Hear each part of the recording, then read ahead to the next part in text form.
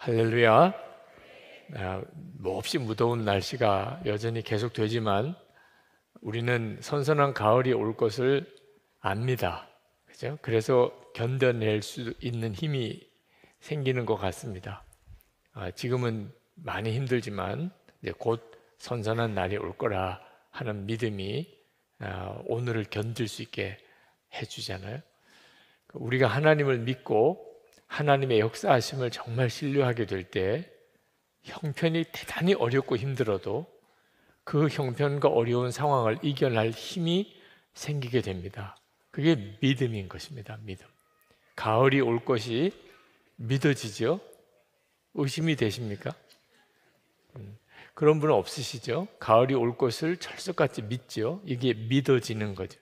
그러니까 믿어지니까 지금은 대단히 힘든 폭염 가운데 있어도 내 마음에 기대가 되고 이제 곧 지나가게 될 거야, 그런 생각을 하잖아요.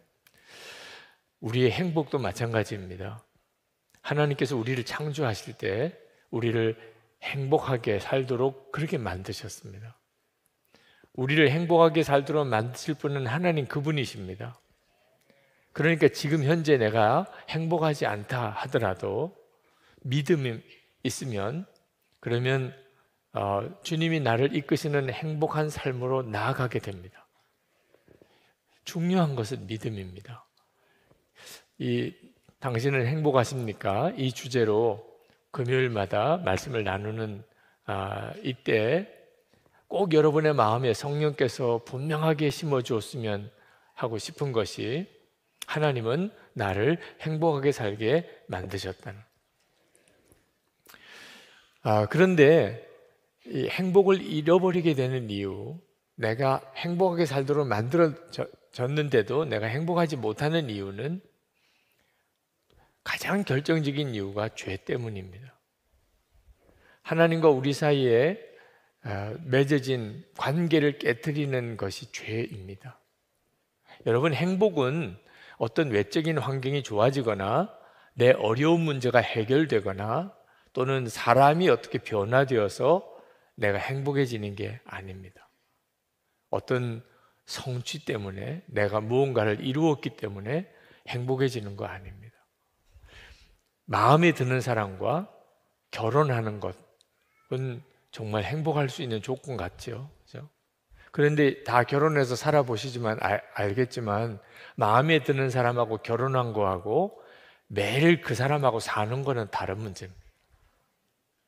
결혼하기 전에 마음에 아주 들었던 사람이 결혼하고 난 다음에 매일 행복하게 잘 사는 것은 아닌 거예요. 내 존재 자체가 안 바뀌면 아무리 내가 원하는 것을 얻어도 이루어도 실제로는 행복을 전혀 누리지 못하게 됩니다. 우리 존재가 바뀌는 건 어떻게 바뀌는 거죠? 나는 예수님 안에 거하고 예수님은 내 안에 거하는 것입니다. 복음만이 우리 존재를 바꿉니다. 그렇지 않고는 우리 존재가 바뀔 방법이 없습니다. 예수님 안에 내가 있고 예수님이 내 안에 계시는 우리 주님과의 온전히 하나가 된 이 관계, 항상 주님을 바라보고 주님과 동행하는 바로 그 관계에서 어떤 형편에 있더라도 상관없이 행복한 삶이 가능해지게 됩니다. 그런데 예수님과의 이 관계를 깨뜨리는 가장 결정적인 역할을 하는 것이 죄입니다. 그래서 우리는 원래 행복하게 창조되었지만 우리가 그 행복을 잃어버린 겁니다. 우리는 행복을 다시 되찾는 일이 필요한 것입니다. 하나님이 나에게 약속하신 그 행복을 우리는 되찾아야 합니다. 그러려면 반드시 죄 문제가 해결되는 역사가 있어야 합니다. 죄가 하나님과 우리와의 관계를 깨뜨리니까요. 죄를 해결하는 가장 놀라운 시작이 회개입니다. 오늘 읽은 시편이 51편 1절부터 19절까지 이 시편은 다윗의 고백입니다. 다윗이 밧세바와 간음하고 그 남편 우리아를 죽였죠. 그 끔찍한 죄를 짓고 난 다음에 그가 겪었던 그 내면의 깊은 고통과 그리고 그것을 회개하고 그리고 하나님 앞에 간절히 갈망하는 회복의 기도가 이 시편 51편입니다. 우리도 똑같이 오늘 여러분 안에 하나님이 주신 진정한 행복이 여러분에게 누려지려면 여러분 속에 있는 죄가 해결이 되어야 합니다. 오늘 밤이 그렇게 되기를 바랍니다.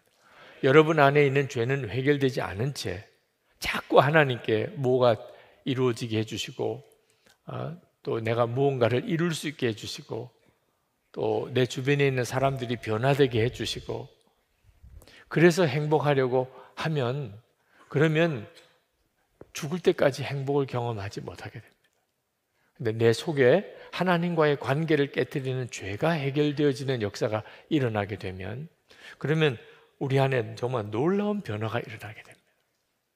하나님 앞에 기도해도 기도 응답이 믿어지지가 않고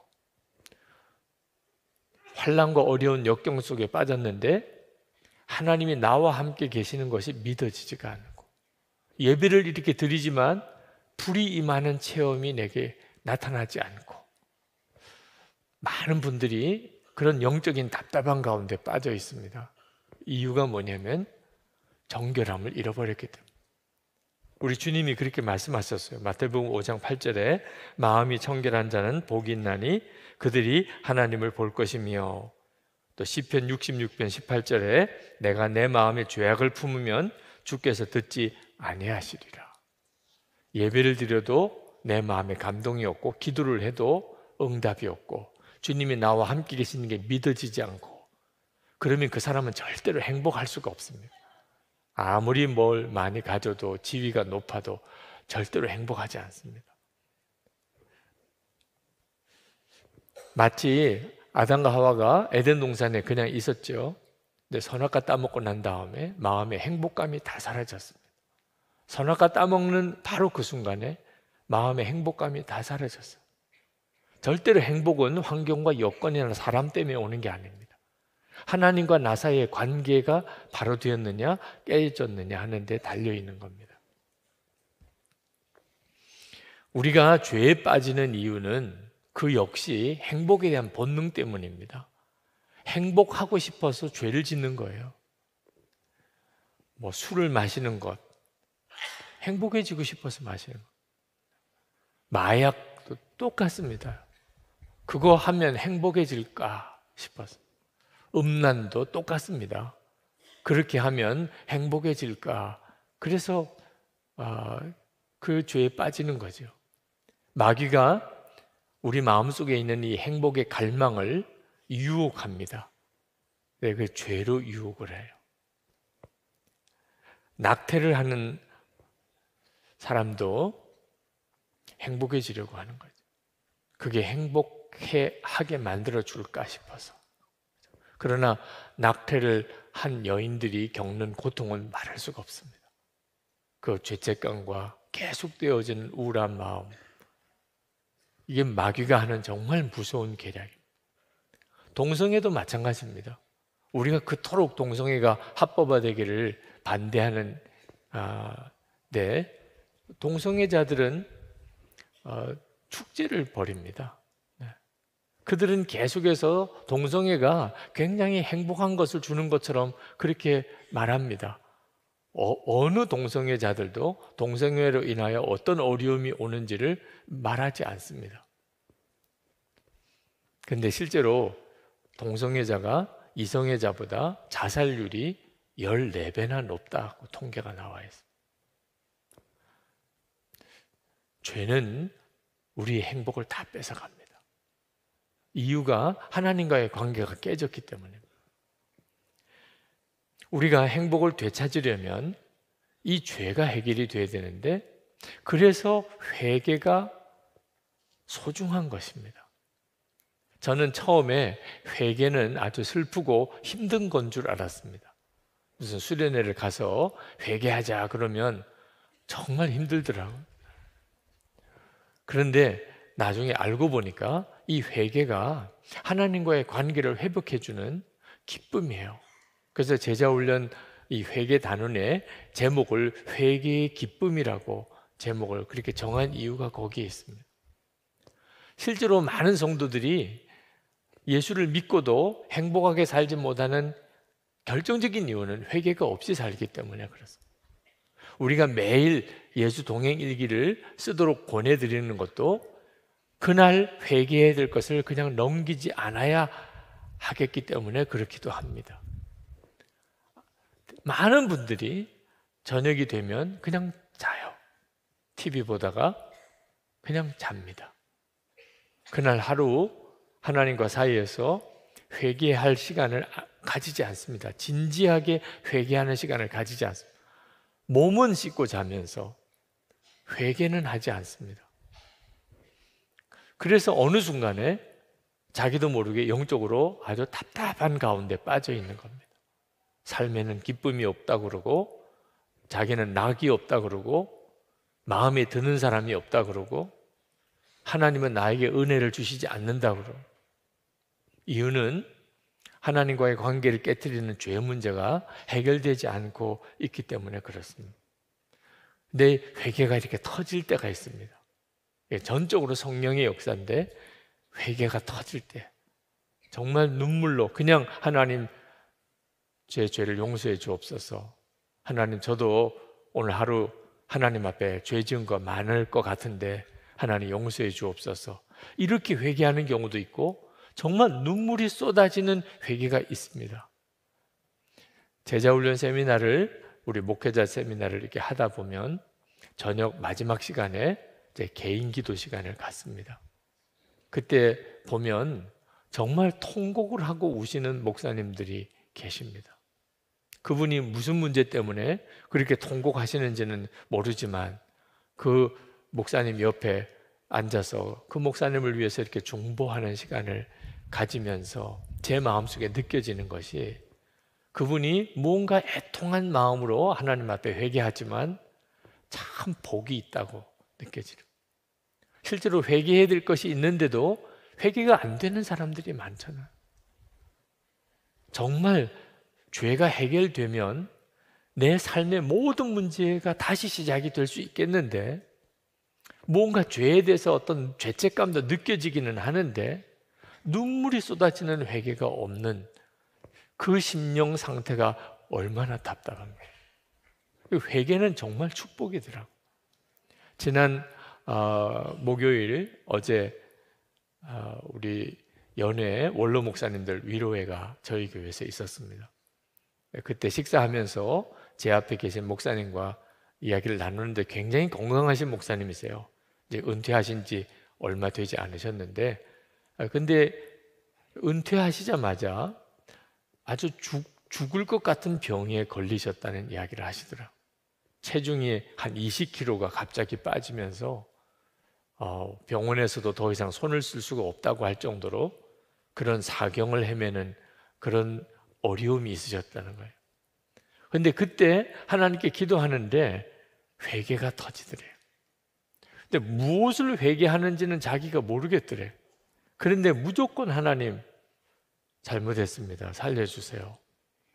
그렇게 눈물로 기도하는데 하나님께서 환상도 보여주고 말씀도 들려주면서 정말 기적같이 또 한순간에 병이 깨끗하게 나았노라고 그렇게 앉아서 이야기를 하시더라고요. 회개가 터지는 것은 정말 은총입니다. 오늘 이 시간에 만약에 여러분이 내가 행복하지 않다 그렇게 느껴지신다면 그러면 하나님과의 관계를 깨트리는 죄가 혹시 있나? 그것 때문에 하나님이 내게 역사하지 못하시는 건가? 하나님 그렇다면 그것을 제게 열어주세요. 회개의 문이 열리게 해주세요. 기도하시기 바랍니다. 회개의 기쁨은 그게 죄를 해결하기 때문에 그렇습니다. 다윗이 하나님의 마음에 합한 자라는 평가를 받은 사람이고 하나님이 다윗을 그렇게 사랑했습니다. 그런데 다윗이 간음죄도 짓고 살인죄도 지었습니다. 아마 여기 있는 분 중에 거의 대부분 상상도 못할 죄입니다. 간음죄와 살인죄를 지었습니다. 근데 더 무서운 것은 자기가 그런 죄를 지은 것 때문에 이 죄책감도 없었다는 겁니다. 그냥 그런 죄를 짓고 우리아는 죽게 만들고, 그리고는 정사를 돌보고 하나님 앞에 제사도 드리고, 그리고 뭐 사람들도 만나고, 이게 무서운 거예요. 다윗은 죄를 짓고 난 다음에 자기가 무서운 죄를 지었다는 것에 대해서 스스로 진심으로 깨닫지 못했습니다. 근데 사무엘하 12장에 하나님께서 보내신 선지자 나단이 찾아와서 다윗에게 이렇게 보고를 합니다. 왕이여, 저 바깥에 나가 보니까 아주 소와 양이 많은 부자가 있었는데 바로 그 부자 옆에 어린 암양 하나를 딸처럼 여기면서 기르는 아주 가난한 사람이 있습니다. 그런데 이 부자가 친구가 왔는데 그 가난한 자의 암양을 뺏어서 그것을 잡아가지고 요리를 해서 대접을 하는 일이 있었습니다. 그때 다윗이 어떻게 반응했는지 아십니까? 사무엘하 12장 5절에 다윗이 그 사람을 크게 놓아요. 엄청나게 화를 냈다는 거예요. 나단에게 이르되 여호와의 사심을 가리켜 맹세하노니 이 일을 행한 사람은 마땅히 죽을지라. 이게 무서운 거예요. 자기가 그런 무서운 죄를 짓고 자기가 지은 죄하고는 비교도 안 되는 죄를 지은 그 사람을 그렇게 정죄하고 반드시 죽일 거라고 이렇게 말하는, 그건 곧 우리들의 모습입니다. 네.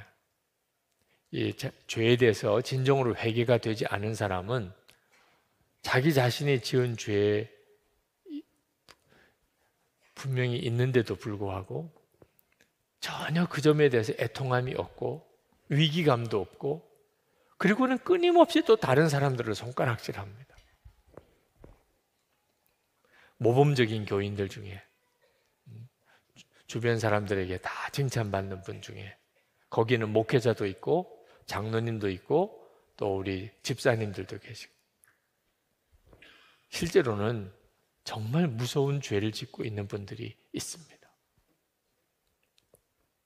하나님께서 우리 가운데 그렇게 뜨겁게 역사하고 싶어 하시지만 역사를 못 하시는 거예요. 우리 안에 이 죄에 대한 해결함이 없으니까 하나님의 역사가 안 나타나는 겁니다. 그래서 어느 시대나 부흥이 시작될 때는 반드시 아주 뜨거운 회개의 역사가 먼저 있었습니다. 그때는 사람들이 기절하는 줄 압니다. 자기에게 그런 죄가 있는 줄 상상도 못합니다.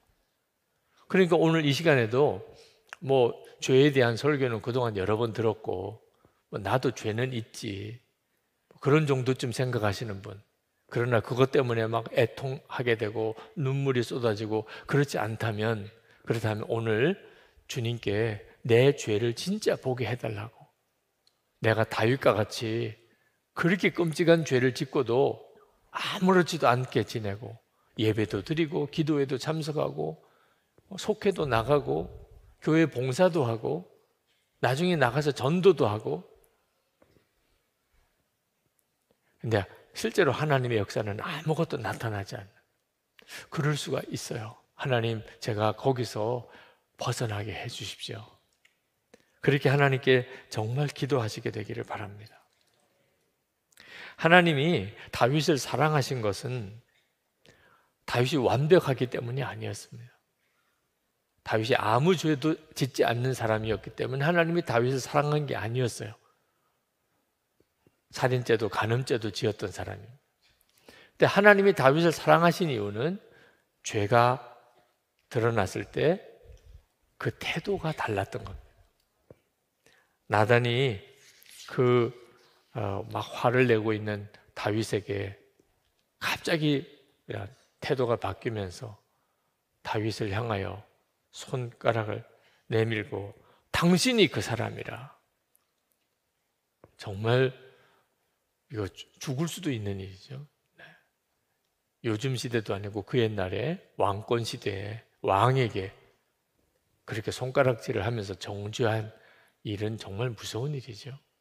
자, 그 순간에 다윗이 어떻게 했는가?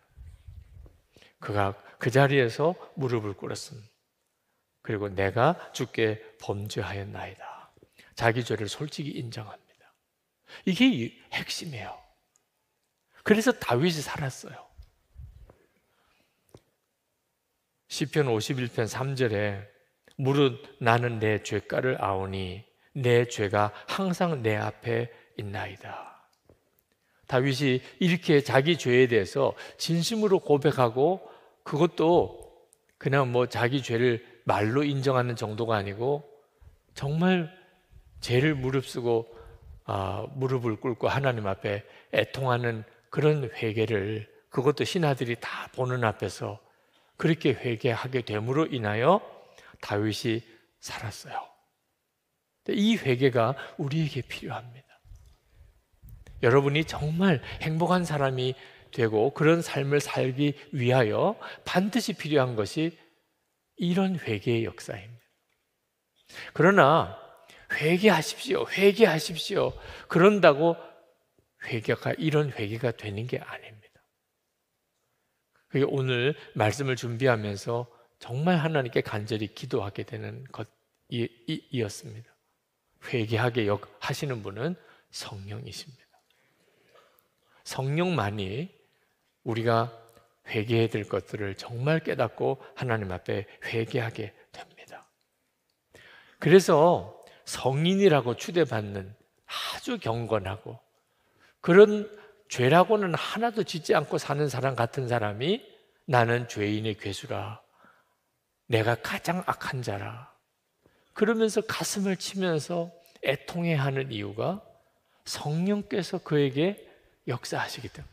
그래서 육신을 가지고 살고 있기 때문에 누구든지 욕심도 있고 화도 나고 정욕도 있고 또 거짓된 마음도 있고 교만한 마음도 있고, 다 육신을 가지고 있는 사람에게는 그 죄는 누구에게나 있습니다.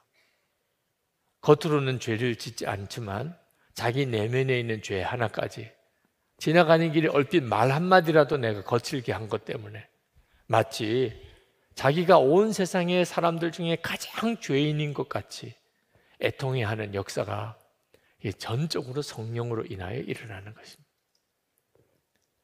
19세기에 아주 위대한 복음 전도자였던 찰스 피니가 집회 때마다 마지막 순간에 이제 결신자를 이렇게 세우고 그리고 기도하는 시간을 가졌습니다. 여러분 중에 죄인이 자기 죄를 깨닫고 하나님 앞에 진심으로 회개하고 그리고 용서받을 사람 일어나십시오, 이렇게 이제 초청을 합니다. 그럼 사람들이 많이 일어나요. 그러면 찰스 피니가 늘 그랬다고 그래요. 여러분 다시 한번 생각해 보세요. 다시 한번 생각해 보세요. 내가 진짜 죄인인가? 내가 무슨 죄를 지었나? 정말 알고 지금 일어나시는 겁니까? 그냥 다시 앉으세요. 그리고 다시 또 주저앉혀 놓고 진심으로 정말 내가 죄인이다, 그렇게 깨달아지는 분 일어나시라고. 사실 전도 집회 때 이렇게 하는 건 참 어려운 일이에요. 그죠? 저도 어릴 때 보니까 전도 집회 때 이렇게 전도 결신시킬 때 다 눈 감으라고 그러더라고요. 다 눈 감으라고. 그리고 예수 믿고 죄사함 받기 원하는 사람 일어나라. 내가 죄사함 받기 원한다는 것을 사람들 앞에 공개적으로 드러내는 것 자체가 너무 창피한 일이에요. 그래서 다 눈 감으라. 눈 감으라 그랬다고 다 눈 감는 건 아니더라고. 네. 누가 일어나라, 저 사람 일어나라, 이렇게 다 서로 이렇게 보시더라. 그런데 찰스 피니는 자기가 분명한 죄인이라고 깨달은 사람만 일어나라. 모든 사람들 앞에 내가 정말 죄인입니다, 그렇게 할 사람만 일어나라. 그리고 그들을 위해서 기도해 주었어요. 그러면서도 엄청난 구령의 역사가 일어났습니다. 여러분 안에 무엇이 도대체 죄지요? 내 죄가 뭐지요? 성령께서 깨우쳐 주시는 우리의 죄는 내가 지옥에 갈 수밖에 없는 그런 죄인이다.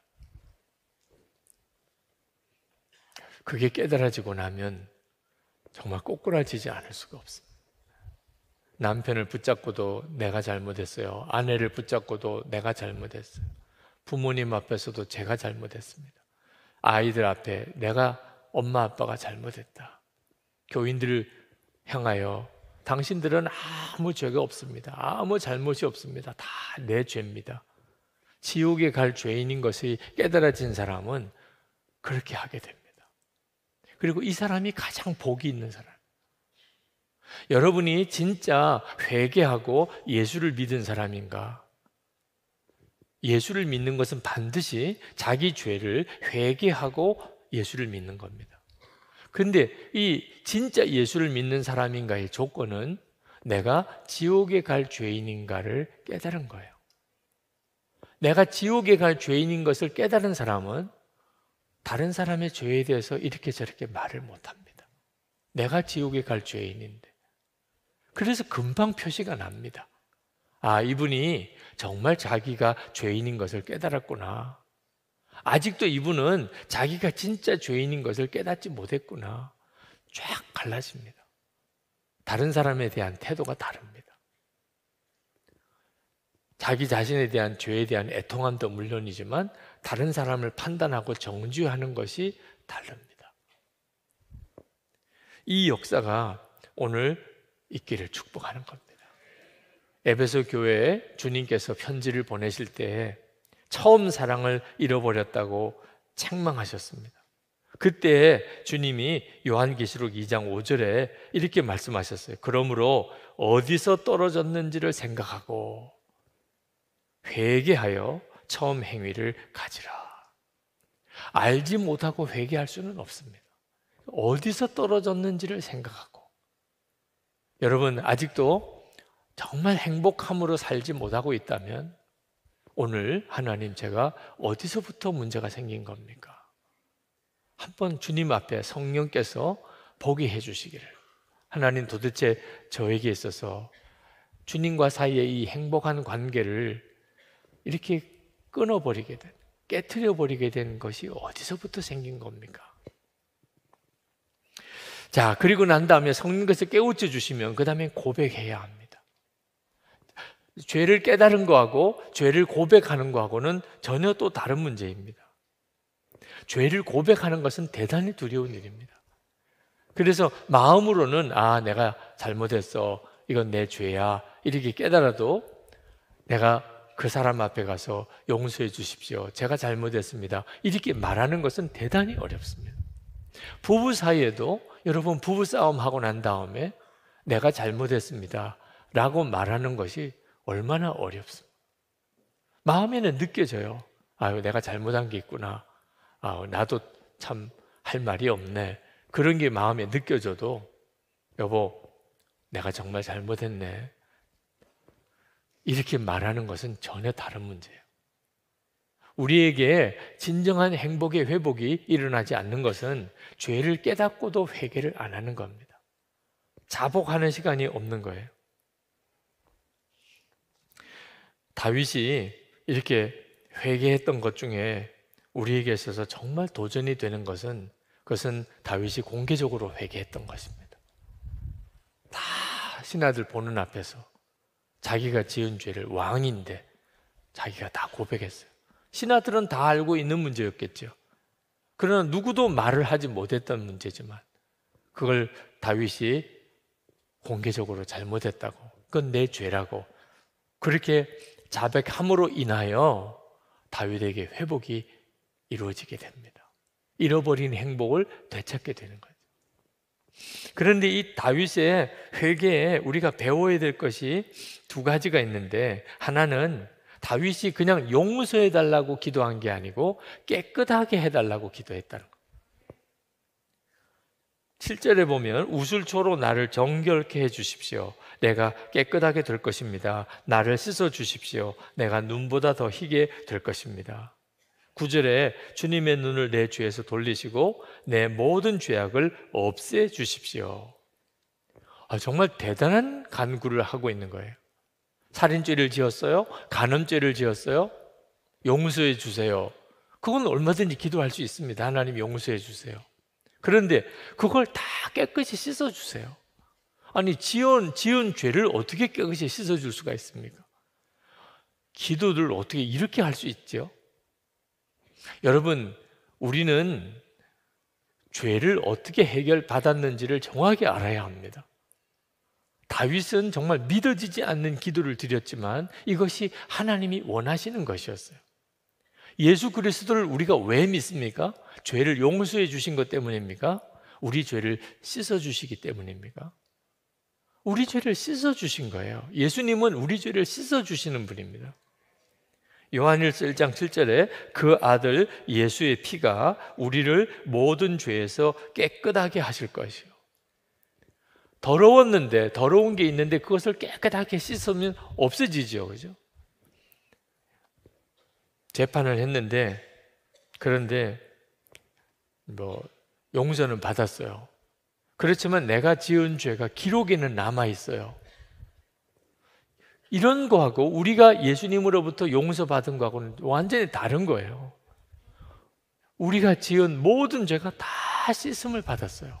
깨끗이 되었어요. 하나님도 기억도 하지 않으세요.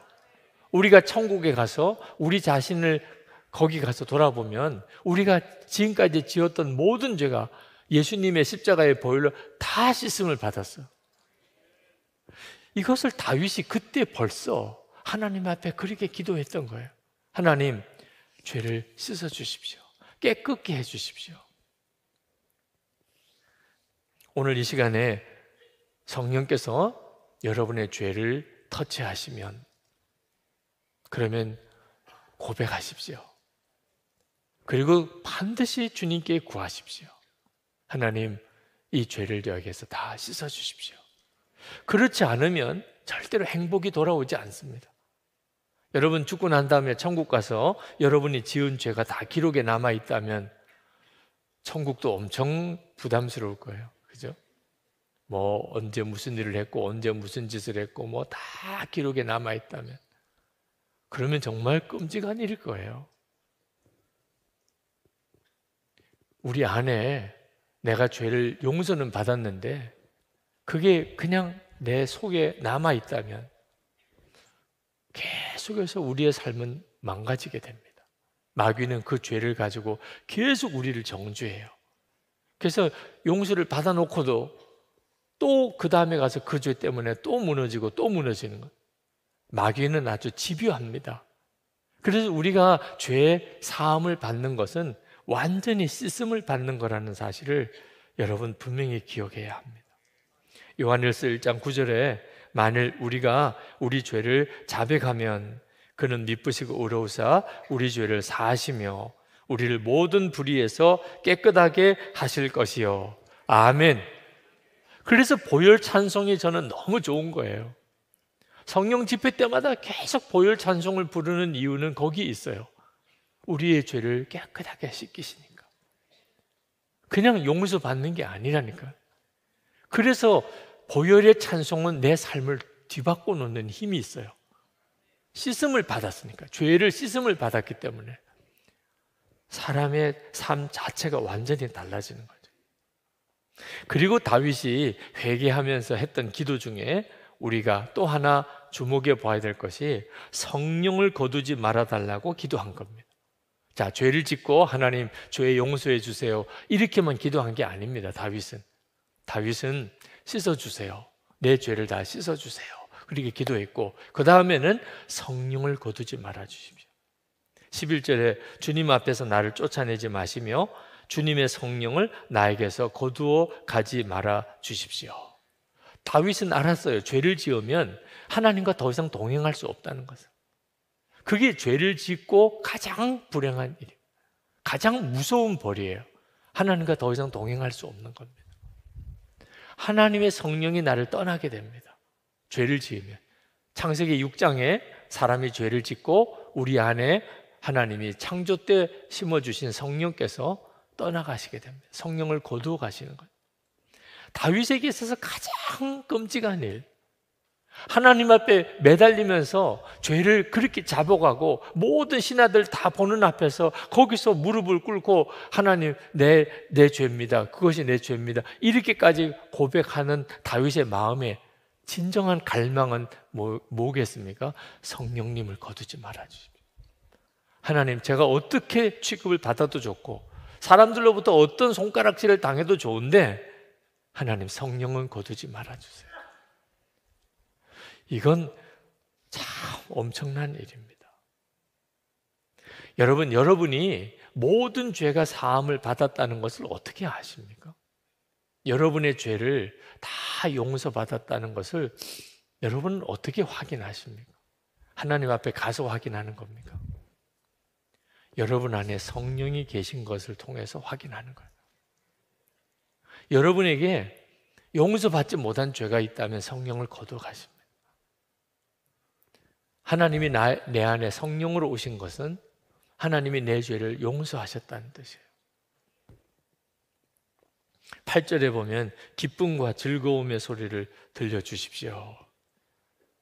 성령께서 내 안에 그저 계시다고 막연하게 믿는 게 아니고 주님의 음성을 아주 기쁨과 즐거움의 소리를 듣는 거예요.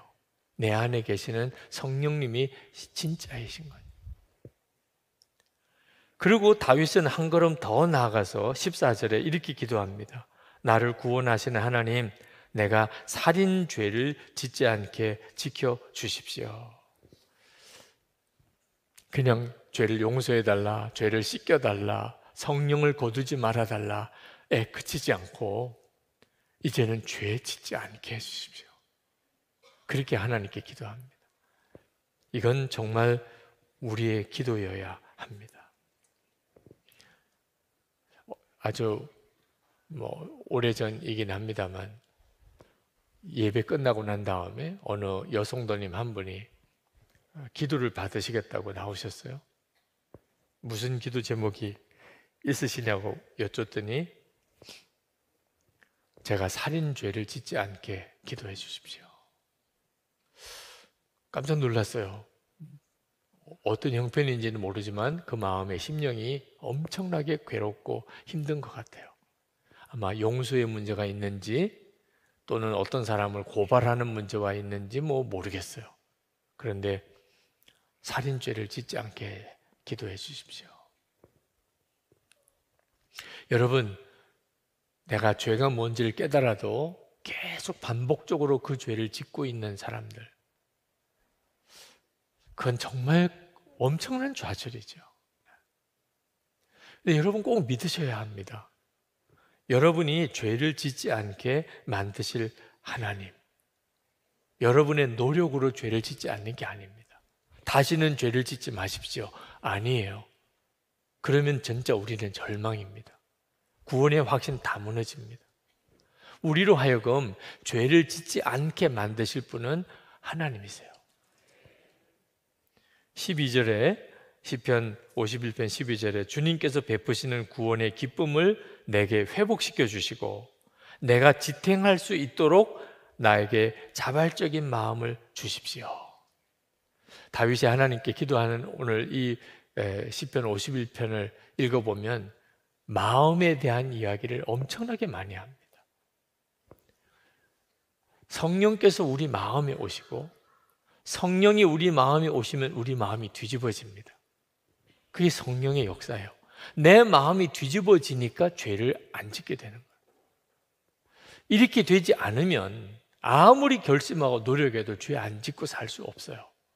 그런데 내 안에 성령이 오시고 그 성령께서 내 속에 모든 완악한 것을 다 걷어가시고 그리고 부드러운 마음을 내게 심어주시면 새 마음을 창조해 주시면 그러면 정말 기적 같은 일이 벌어져요. 생활이 완전히 달라져 버려요. 10절에 하나님 내 속에 깨끗한 마음을 창조하여 주시고 내 속을 견고한 심령으로 새롭게 해 주십시오. 우리가 24시간 주님을 바라보려고 하는 이유가 여기에 있습니다. 우리 안에 오신 주님을 그냥 한번 그랬다고 듣고 끝날 게 아니고 내 안에 오셨으면 내가 항상 주님을 바라봐야지. 항상 주님을 생각해야지. 그렇게 되면 사람이 바뀌게 되어 있습니다. 주님이 나와 함께 계신 것이 정말 생각되고 그렇게 믿어지면 그러면 말, 행동 모든 게 다 달라지게 됩니다. 여러분이 이제 주님과 사이의 관계가 회복되고 주님으로 인하여 오는 진정한 기쁨, 그 행복을 여러분이 누리는 데 있어서 반드시 죄에서 승리가 같이 가야 합니다.